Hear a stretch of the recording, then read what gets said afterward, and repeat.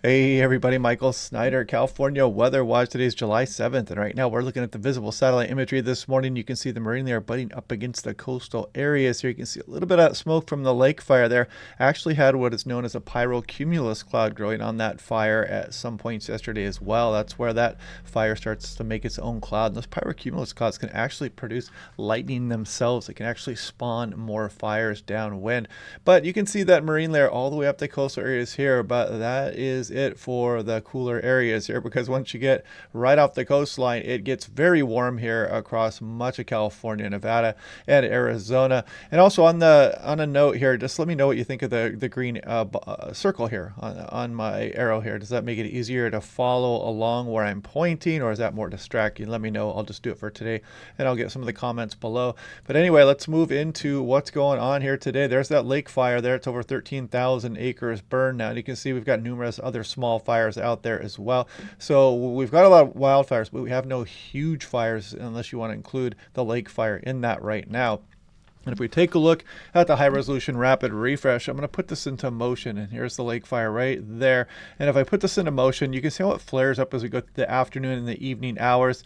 Then it kind of relaxes a little bit as we go through the overnight hours. And we go through tomorrow, it's supposed to flare up again and continue to produce smoke, which could be coming down across, of course, Santa Barbara, Ventura, Los Angeles, Orange County, down towards San Diego here, as well as we go on in towards Tuesday morning here. So if you're wondering where that smoke is coming from, it is that lake fire right there, just off of Point Conception there in Santa Barbara County. Now taking a look here, I want to show you the hot spot. So if we go through, this is actually the previous night here, and you can see the hot spot right there. That is where the fire is located.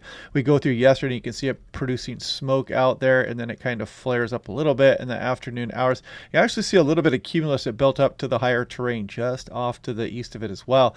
And then we continue to scroll on in through last night. You can see the hot spot continues to exist, and now here we are into this morning as well. And you can see we got some pretty smoky skies out there, so you might see some of that smoke in the atmosphere there. So yeah, we got fires going on right now. It is that time of year after all. Taking a look at the current hazards here, and you don't have to be a meteorologist to know that this is not good for the West Coast. We have a lot of heat out there. It goes all the way up into British Columbia, and of course all the way down in through California in the Southwest here. Red flag warnings, excessive heat warnings, watches, heat advisories are in effect out there. Now taking a look here at the beach hazard statements, if you're going out to the coastal areas, this is Los Angeles National Weather Service. Again, the dangerous rip currents are going to be going on in through this evening here, highest on south and southwest facing beaches here through this evening again. So watch out, try to stay near a lifeguard or avoid the water if you can.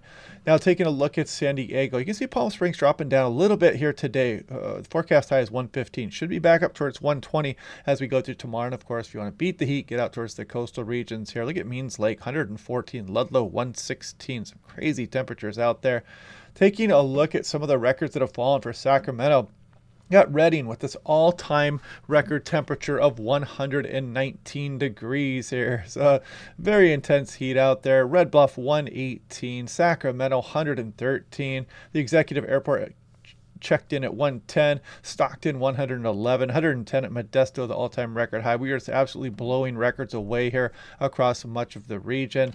And this is Eureka. Actually, 76 was the all-time record high for Eureka, beating the all-time record high of 73 set back in 1954. And Ukiah, an incredible 117 degrees. It broke the old record by 9 degrees. That is just an amazing feat there. And that was set back in 1905. Who knows exactly just how reliable that thermometer was.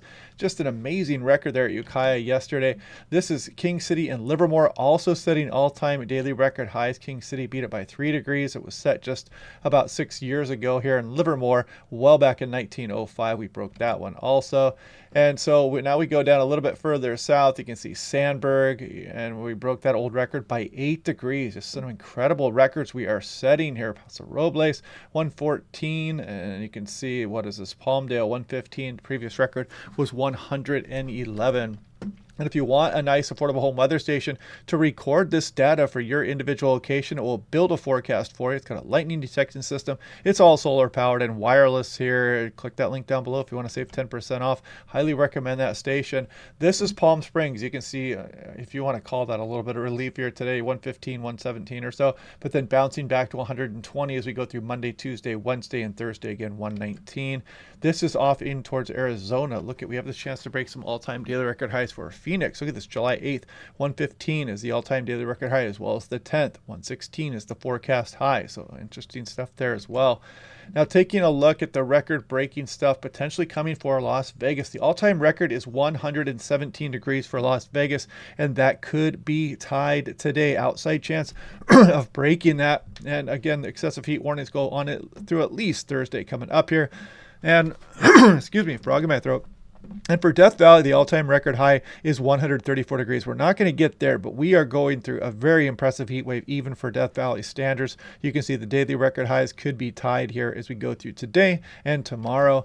Taking a look at the daily 2-meter max temperature, I'm going to show you this, and we're just going to scroll through it because I want to show you that we do have the potential for some relief as we go in towards the next weekend coming up here in the early portion of the following week. I mean, it's still going to remain pretty darn right hot here, but it is better. You can see some areas dropping down to maybe the upper 90s here for near Sacramento, for example, versus the 110, 113 degree readings we have been getting. Now, taking a look at the 2-meter temperature anomaly, this is a 5-day running mean average. This is not a cherry-picked look at things here on the West Coast. And you can see we remain exceptionally warm here and abnormally so across the West Coast. So not only is it summer, but we're well above average. Now, looking at total precipitation in inches, let's take a look at yesterday afternoon's European model. There's California right here. We're searching for any kind of relief off into the extended. And as I scroll out through the 10-day period here, you can see we're not dealing with too much. We're now at 174 hours, and we're not showing much in the way of precipitation across California. Some monsoon moisture tries to start making its way in here towards the end portions of the run, but that's not even a great look there for portions of Arizona. And definitely not for California as of right now. We're not seeing that monsoon signal returning just yet, and no tropical cyclone activity expected over the next 48 hours across the Northeast Pacific Ocean. There's Beryl right there, tropical storm. Will it go through a rapid intensification process here right before it slams into Texas? Good questions here. The models are suggesting that it may, but it's been struggling here. It's been training some dry air, so we'll see. We're going to know by tomorrow morning what this thing is going to be doing next time we do the briefing here. And if we take a look here, it is still forecast to become a hurricane and slam into the Texas coastline there. And you can see Beryl right again off the Texas coast. Put that into motion, and you can see that move into the area here. And you can see we're not looking at any surge of moisture into the southwest anytime in the upcoming or the near future. This goes out about 90 hours towards Wednesday afternoon. Nothing for the southwest USA. 6 to 10 day above average across the west, below average across Pacific Northwest, some California, Nevada. It keeps showing this bump in the monsoon moisture here. You take that with a grain of salt. You guys saw the forecast. But yeah, anyway, click like and subscribe. If you click that subscribe button, it doesn't cost you anything. It really helps the channel. It gets the word out to a lot of people here across the southwest portion of the USA. So do me a favor and do that. If you are enjoying these videos, click the like button as well. And again, let me know what you guys think of the green pointer here. There's some other things I could do. Is that just more of a distraction? Is the mouse enough? Let me know in the comments below. And otherwise, I will probably talk to you guys again tomorrow. I may go on another dust devil chasing trip here as we go through tomorrow and Tuesday. And if I do, I might try to put out some briefings on the road. But anyway, click like and subscribe. We'll do this again tomorrow, potentially, and I will talk to you guys then.